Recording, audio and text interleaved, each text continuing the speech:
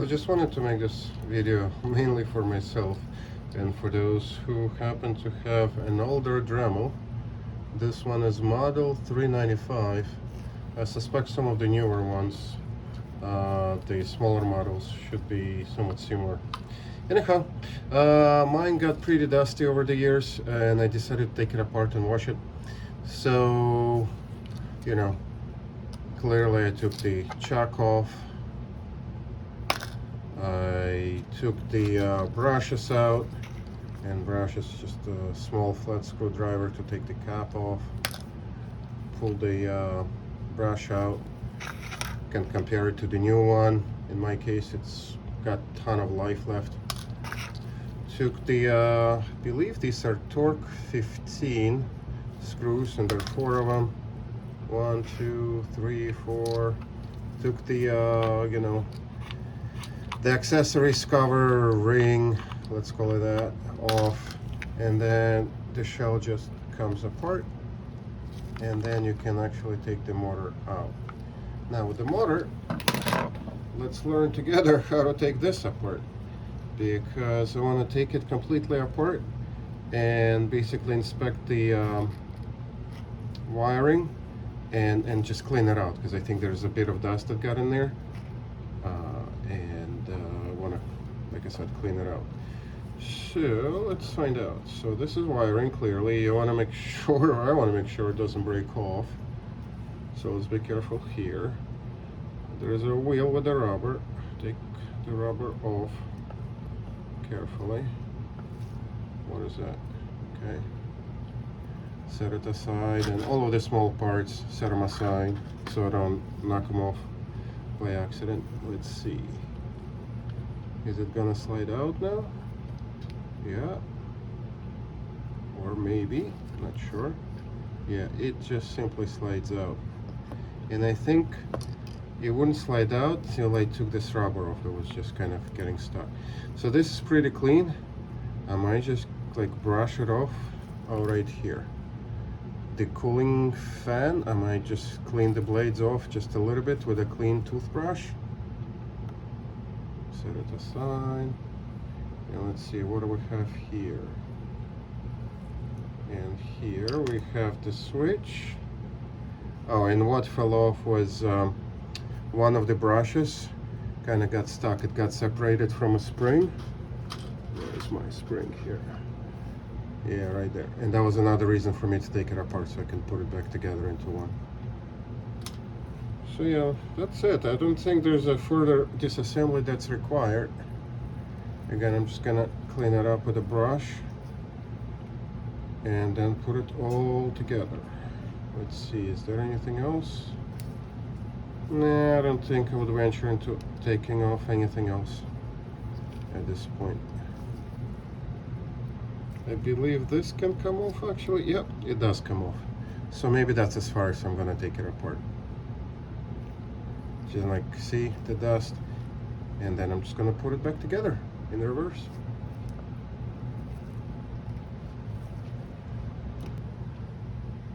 Alright, so sure enough, the wiring came out. So it's not soldered in. It's just, I guess, just literally fitted in. That's interesting, didn't expect that, to be honest. Let's see, so the white wire and the black wire, right?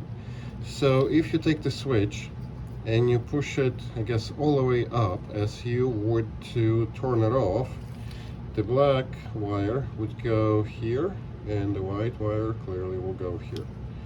So let's see, what else did I do here?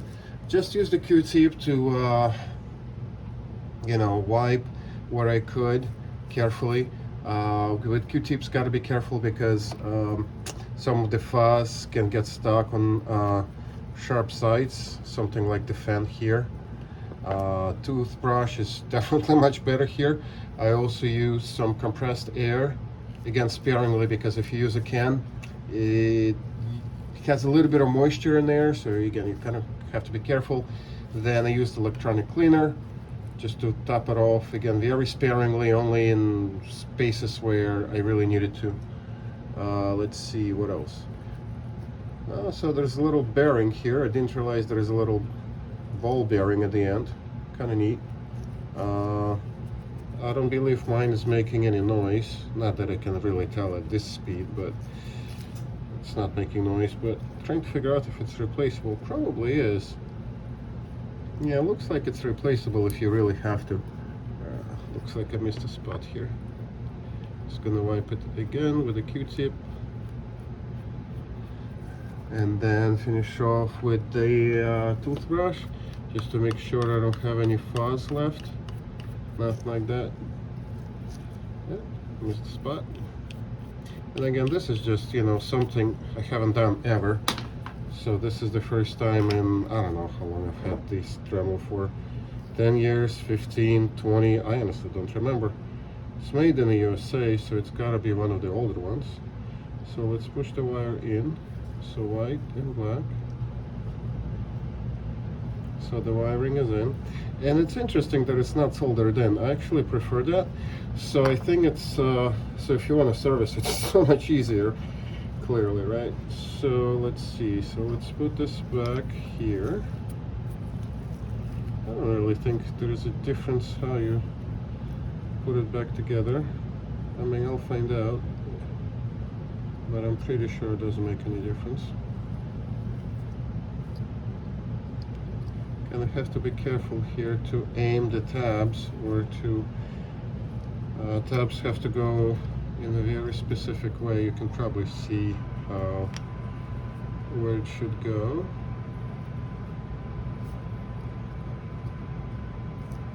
It's not that hard, just have to be careful. Okay, so tabs are in. Oh, and it's interesting. I bet these cuts here, and they're not on every side. And I'm sorry, I haven't read about electric motors in a while, so I forget what the parts are really technically called. Oh, here's the second ball bearing. But I bet that these cuts are for the balancing, making sure it's perfectly balanced. So it slides in very easily. Again, let's put this rubber whatever here, and now it's really ready to go in a shell. So let's see. I bet it's gonna align fairly well. Yep. So this ball bearing goes in here. I mean, you're not gonna miss it really. Just want to make sure it's all balanced in. Yep, now it is. Okay, excellent. It's really not that hard if you think about it. So this one goes here. Put the wire in again. Make sure wire's not going to get pinched. So just make sure it's not going to get pinched by the second shell that goes on top.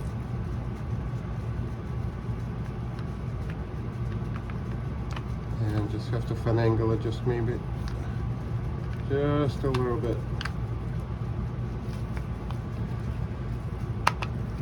There it goes. Oh, maybe not so much. Oh, I know why. Silly me. I kind of got the switch in the wrong position, and now, yeah, the switch. Let me make sure the switch is maybe sits somewhere in the middle like this. Then it's going to be much easier. But at this point, it's just, you know, putting the shell together, you know, putting the torque screws back in, and let's see what else.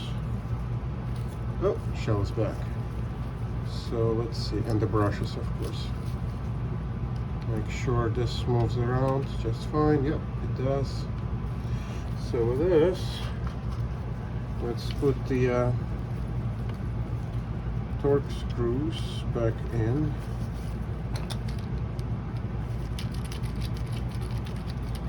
Because basically what I want to do is I want to turn it on and make sure I'm not missing anything, nothing is an issue.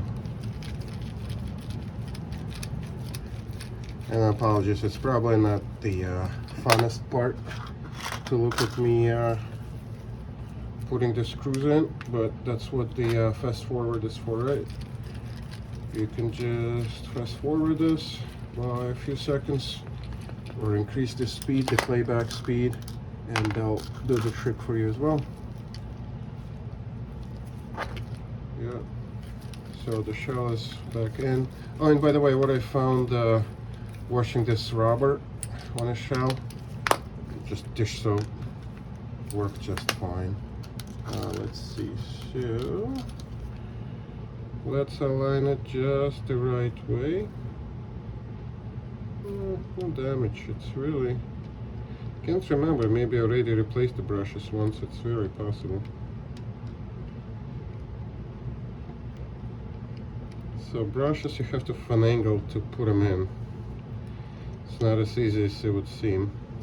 And of course, you know, you kind of have to make sure you're aligning it with the shaft. And that's how it's gonna go in. And Dremel, they actually made it easy for you. You're not gonna make a mistake the way it's made. Let's see, here's my flat screwdriver. Basically what I'm saying is you're not going to be able to put the brush in the wrong way as long as you're using the brand one. If you're using aftermarket, who knows how they make them. Let's see. And that's where it came off. But you know what, I'm just gonna pause the video for a second because I'm gonna finagle with this for a little bit and then turn it back on when it's time to test it. So every video needs to have a, what do you call it, a blooper, and that was mine. So one thing I forgot to put in, and you know, I assembled everything, was about to turn it on, and then I realized, oh, but I can't tighten the shaft, and the reason was because I forgot the pin and the spring. So let's try to figure out how to put that together. So I bet the spin has to go this way, right? So you can use it. The business end of it, this little knob, is gonna go here, but there is also a spring that goes here. Actually, I didn't wash the spring. I just quickly wipe the spring before putting it back. Might as well. Okay. Now I'm trying to think what's the best way to put the spring here. Well, we'll have to figure this out as we go. Probably it goes just here.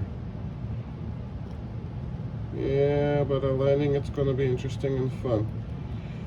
So again, let me just turn it off. You don't need to look at me finagle with it. Just remember, you have to put the spring and the pin back. And I bet probably what I'll have to do is just do some acrobatics here by putting the pin here. Oh, duh. Probably it's easiest to put this shaft in first, and then the second clam shell, the second, I guess, half of the shell on top. Yep, I bet that's probably the easiest way.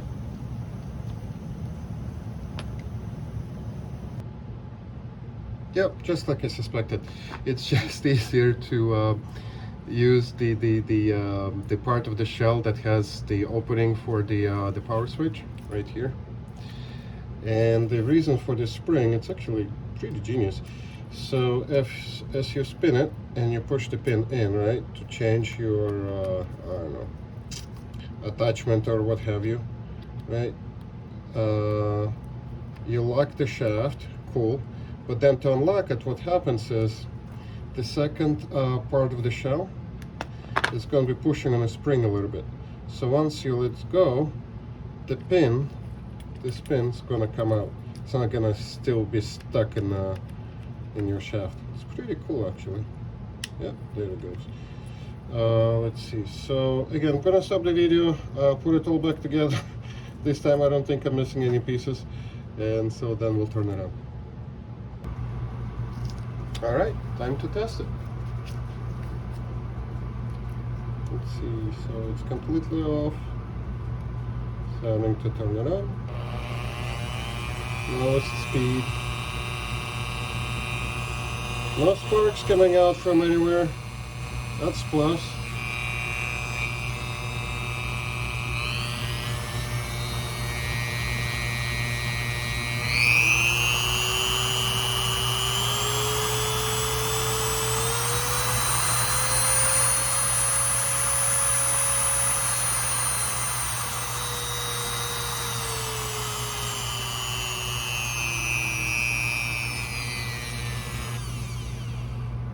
Perfect.